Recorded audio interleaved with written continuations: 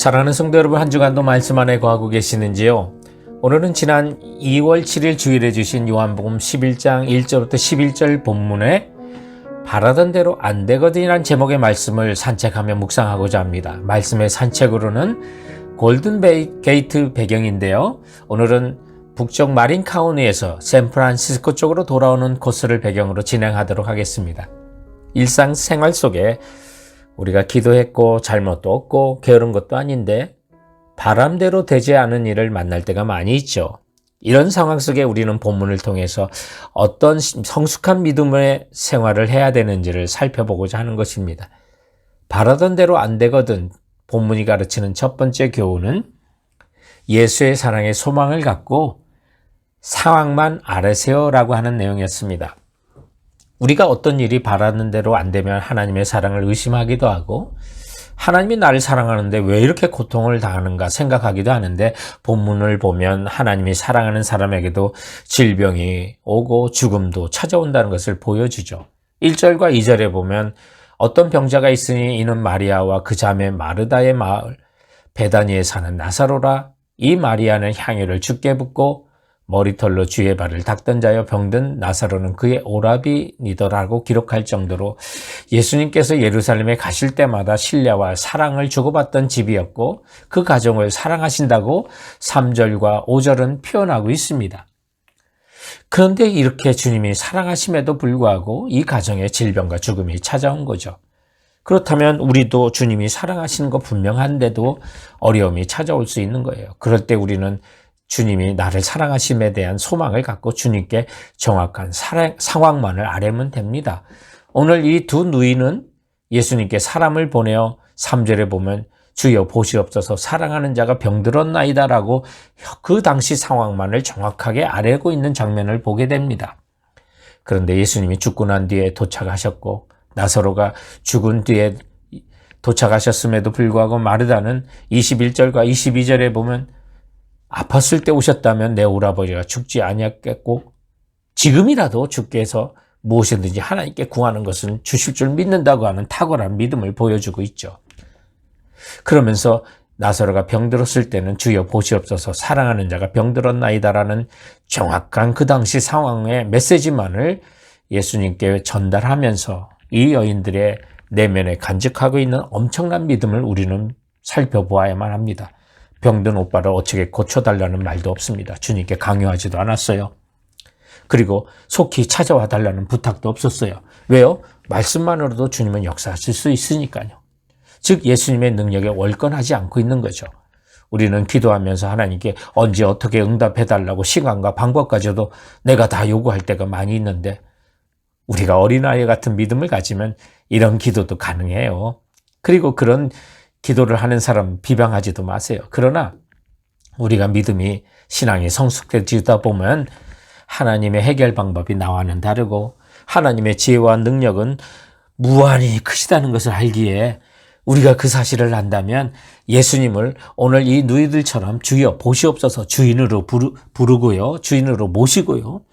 내 인생의 주인 되신 주님의 사랑에 소망을 갖고 주께서 사랑하시는 내가 지금 이런 일을 당합니다라고 하는 그 상황만을 아뢰세요. 하나님께서 독생자를 세상에 보내실 만큼 나를 사랑하시는데 우리 여기에 소망을 가져봅시다. 그리고 당하고 있는 상황만을 정확하게 아뢰면서 예수님의 권위와 능력을 신뢰하며 주님의 주권과 지혜에 의지하는 우리 모두가 되기를 바랍니다.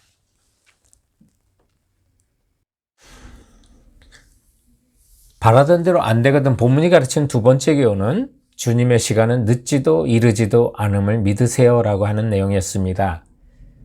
우리들의 시간과 하나님의 시간이 다르죠. 다행히 나의 시간과 하나님의 시간이 일치하면 별 문제가 없는데 다르면 이때 우리는 혼돈에 빠집니다. 바로 그러나 그때 우리는 주님의 시간이 늦지도 이르지도 않음을 믿어야 합니다. 오늘 본문을 보면 사랑하는 나사로가 병들었다는 전가를 받고도 예수님은 6절에 그 계시던 곳에 이틀이나 더 유하십니다. 그런데 주님은 자신의 시간에 움직이십니다. 결코 늦지도 이르지도 않고 언제나 정확하시다는 사실을 우리에게 보여주죠.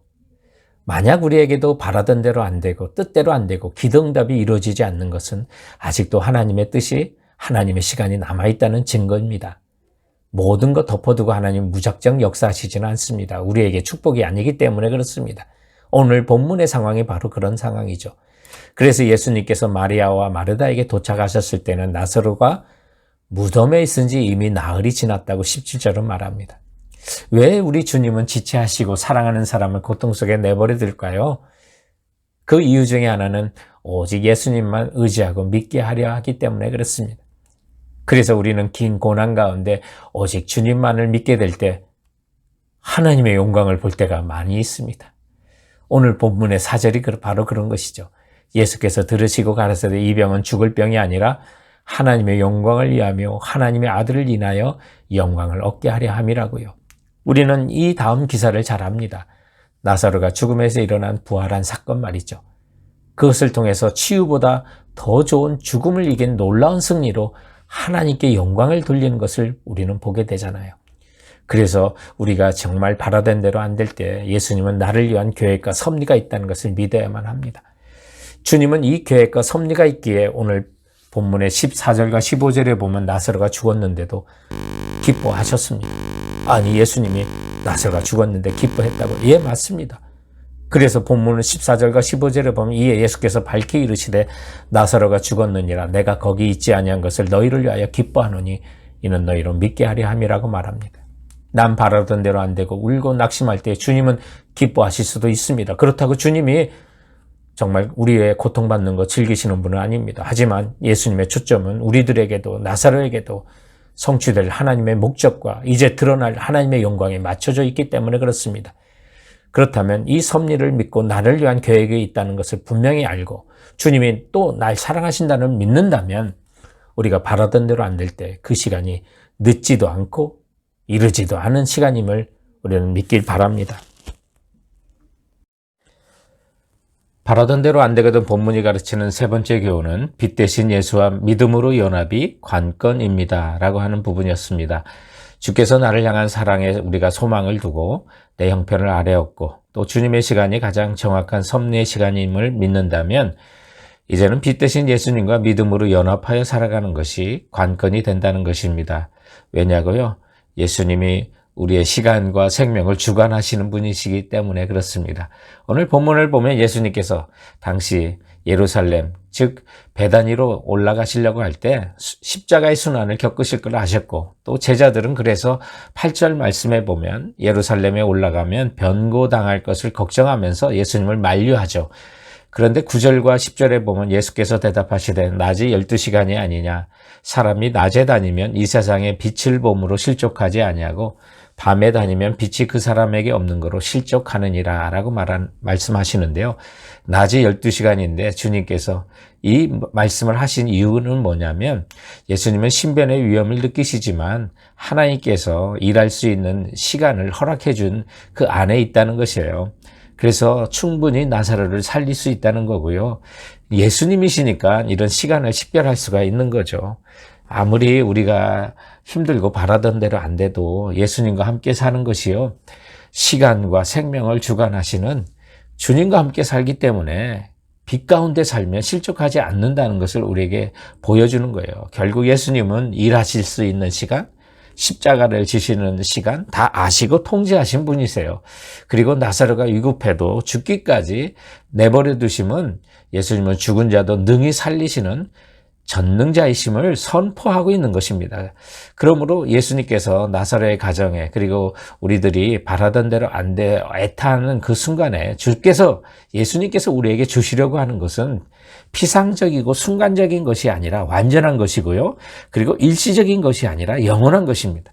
그리고 11절 보세요. 이 말씀을 하신 후에 가라사대 우리 친구 나사로가 잠들었도다. 그러나 내가 깨우러 가노라 하시고 결코 나사로를 잊지 않으셨을 뿐만 아니라 친구라 하시고 죽음도 잠잔다 하시고 나사로를 깨우시려고 베다니로 가시는 거 보세요.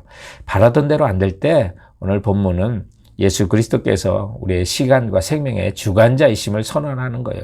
그리고 정말 우리가 주님과 믿음으로 연결되어 있는 것이 그래서 우리가 빛 가운데 살며 실족하지 않는 비결이 되는 것입니다. 태산을 넘어 험극에 가도 예수 그리스도의 빛 가운데 걸어가면 길 잃어버릴 염려 없고 하나님께 영광 돌릴 수 있음을 믿고 오늘도 담대하게 주님과 함께 동행하시는 우리 성도들 되시길 주님의 이름으로 축원드립니다.